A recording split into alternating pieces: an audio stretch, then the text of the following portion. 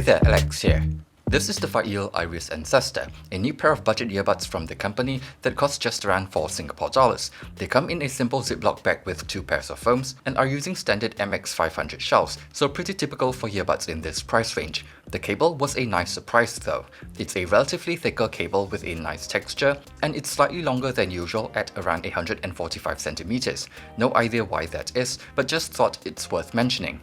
In terms of sound, it has a fairly typical warm and smooth tuning like most cheap earbuds. There's a nice amount of bass here, and it has a somewhat decent reach into the sub-bass. It's not the tightest sounding bass, so there is still some mid-bass bleed, and it can struggle a bit in busier tracks, but it's still not that bad for the price.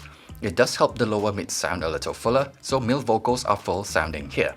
Upper mids are not the most elevated, so brighter female vocals can sound a little dull to me. Treble is quite rolled off as well, so the same goes for violins and cymbals. It's still not too bad overall, and I find that pumping up the volume does improve things a bit. Detail retrieval, soundstage and imaging are decent for the price, but nothing mind-blowing to me.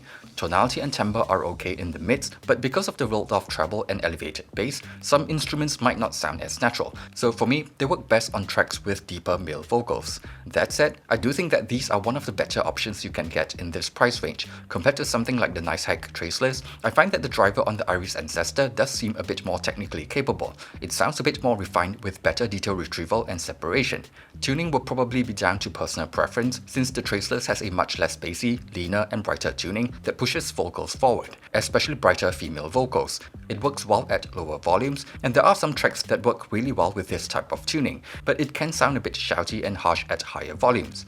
On the other hand, the Iris Ancestor is more on the warm side, and I can see some folks finding the upper mids a bit recessed at lower volumes. That said, I do like the cable on the Iris Ancestor a bit better, and EQ works better here because of the nicer driver. I don't have the KB Ear Stellar or Case Nameless with me anymore, so I can't comment too much on the sound, but if I recall correctly, they have a somewhat similar warm tuning that isn't mind-blowing. But since the Iris Ancestor has a way nicer cable, it does seem a bit more worth it. Overall, I do think that the Iris Ancestor is a nice step up from the Vido. The cable is nicer, it has a slightly punchier bass, and I think that detail retrieval and separation are a little bit better too thanks to the better driver. But if you ask me, I think it's more worth it to just go for something in the $10 price range like the Case Earphone K64S I just reviewed. I feel like that's where things start to get properly good. But if you're on a really tight budget, the Iris Ancestor is not a bad option.